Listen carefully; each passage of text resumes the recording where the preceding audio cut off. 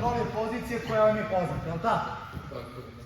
I jedna od stvari koju smo rekli je da se ovde borimo za underhook. Ovo je pozicija koju ja želim.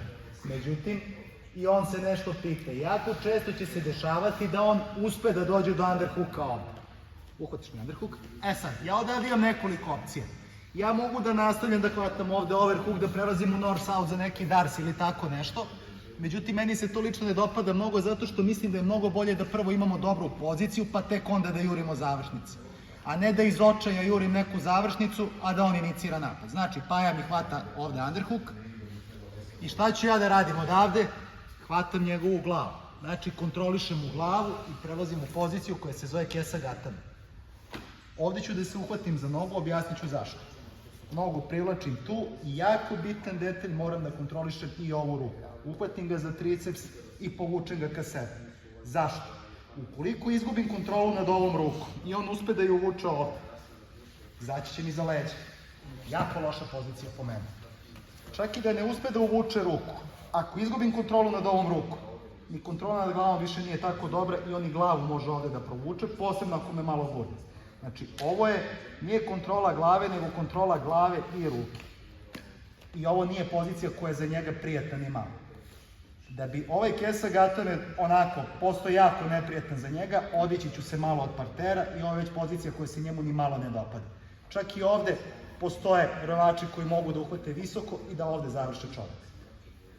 Noga je u ovom položaju. Znači, bukvalno kao nastavak njegove kiče. Zašto? Ako bi on krenuo da me mostira, da radi most preko mene, ja ovaj hvat nemam dobro.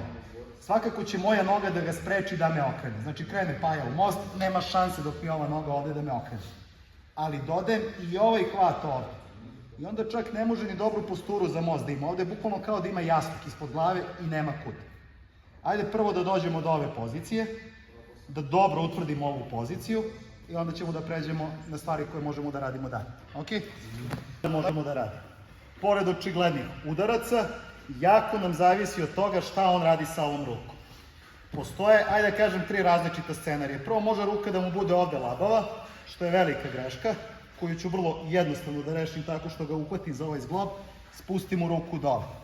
Prebacim je preko. Ako ste posebno životinjski nastrojeni, kao što bi trebalo da budete, uradimo i triangul preko.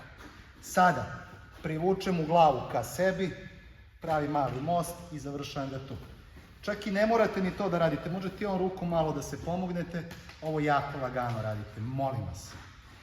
On će ovde da se otima, može da ispravi ruku, i ako je ispravi, dobro, ovde mi smo malo drugačije građa, kad je neko malo više, idete tu i možete čak i armor da završavate, što je malo teže da se izvede, ali čim ovde zapretite, on će opet krenuti da savija ruku i opet se vraćamo u tu poziciju. To je jedna varijanta koju može da radi. Sada proći ćemo sve 3. Sad ću vam pokazati 2 treće malo komplikovanije, pa ćemo 3 da ostavimo za ovaj kasnije. Druga varijanta je da on stavi ruku tu i da krene da me gura.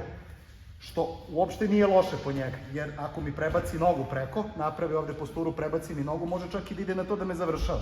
U svakom slučaju izaći će iz problema. Ja ovde da se nadjačavam sa njegovom rukom ne mogu. Znači možete ako je neko 5. razred osnovni. On ako ovde uhvati moje rame, još ako se pomogne ovako kao što radi, nema trika da ćete gurnuti ruku, ali možete da uradite nešto drugo. Zadržite ovu ruku tu, samo da ne može da vrati nazad, pređemo ovde. I ovo je pozicija koja bi trebalo da vam je poznata. Jel' tako? I idemo na završnicu tu.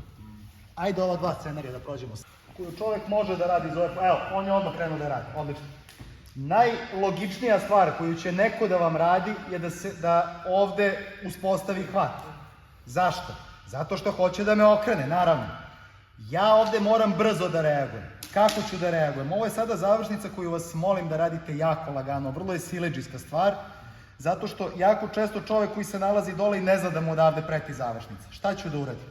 Jako bitno je da ova kontrola postoji, da bi mu rame bilo fiksirano. I sada, kao na mesto gde vam dolazi ručni sat, stavite ga iza njegovog lakta, uhvatim S-grip i sada fiksiram mu rame, podignem ga gore i idem njegovom rukom tu. Ovo je inače kimura, samo što ljudi ne mogu da prepoznaju da je kimura. Šta je poenta kod kimure? Da ako mu je rame fiksirano i pravim ovaj pokret, završit ću ga. Ako nemam ovaj hvat kako treba, ako sam ovde ja ću mu učiniti uslugu i odem iza leđa. Ok? Može još 10 puta, naravno. Pa, uhvatio je. Ovde dolazi.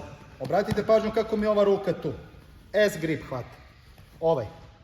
Rame mu je fiksirano. I sada, njegovim laktom idem na ovu stranu, povlačim ga, to je to. Jako oprezni budite.